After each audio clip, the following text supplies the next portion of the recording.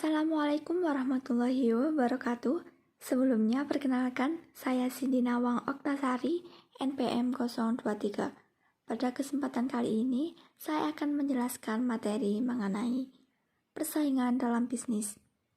Apa sih persaingan itu? Persaingan berasal dari kata bahasa Inggris yaitu competition yang artinya kegiatan bersaing, pertandingan, dan kompetisi. Persaingan ini terjadi ketika organisasi atau perorangan berlomba untuk mencapai tujuan yang diinginkan seperti konsumen, mangsa pasar, peringkat survei, atau sumber daya yang dibutuhkan. Persaingan bisnis adalah perseteruan atau rivalitas antara pelaku bisnis yang secara independen berusaha mendapatkan konsumen dengan menawarkan harga yang baik dengan kualitas barang atau jasa yang baik pula. Bentuk dan jenis persaingan terbagi menjadi 4, yaitu persaingan generik, persaingan bentuk, persaingan jenis, dan persaingan merek. Persaingan generik lebih dikenal dengan persaingan target market atau target pasar. Persaingan generik terjadi karena 2 atau lebih perusahaan menyasar target atau konsumen yang sama. Persaingan bentuk ini terjadi karena sebuah perusahaan memproduksi suatu produk yang hampir mirip dengan perusahaan lain sehingga terjadi persaingan antar dua produk.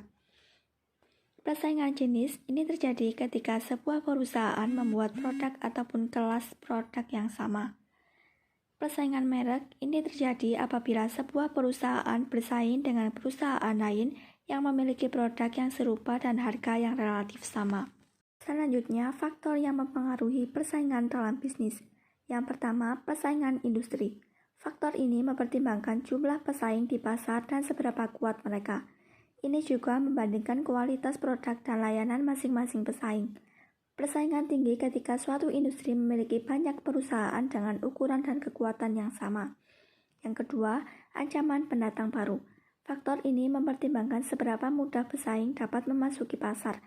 Karena semakin banyak perusahaan bergabung dengan suatu industri, bisnis yang ada beresiko kehilangan sebagian pelanggan dan keuntungan mereka. Yang ketiga, ancaman produk pengganti. Faktor ini mempertimbangkan seberapa mudah pelanggan dapat beralih di antara produk atau layanan serupa. Jika banyak produk memenuhi kebutuhan pelanggan yang sama, produk tersebut menjadi dapat dipertukarkan. Yang keempat, daya tawar pembeli. Faktor ini mempertimbangkan bagaimana perubahan harga mempengaruhi keputusan pembelian pelanggan dan kemampuan mereka untuk menurunkan harga pasar. Yang kelima, kekuatan tawar-menawar pemasok. Faktor ini mempertimbangkan jumlah pemasok yang dapat diakses oleh perusahaan dan seberapa mudah pemasok dalam menaikkan harga atau mengurangi kualitas produk mereka. Teori hukum persaingan. Hukum persaingan usaha adalah hukum yang mengatur tentang interaksi perusahaan atau pelaku usaha di pasar. Sementara tingkah laku perusahaan ketika berinteraksi dilandasi atas motif-motif ekonomi.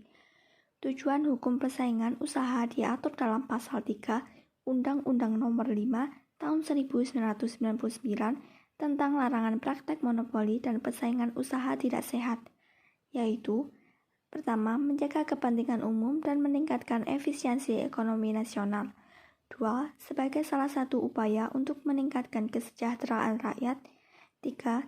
Mencegah praktek monopoli dan usaha tidak sehat yang ditimbulkan oleh pelaku usaha.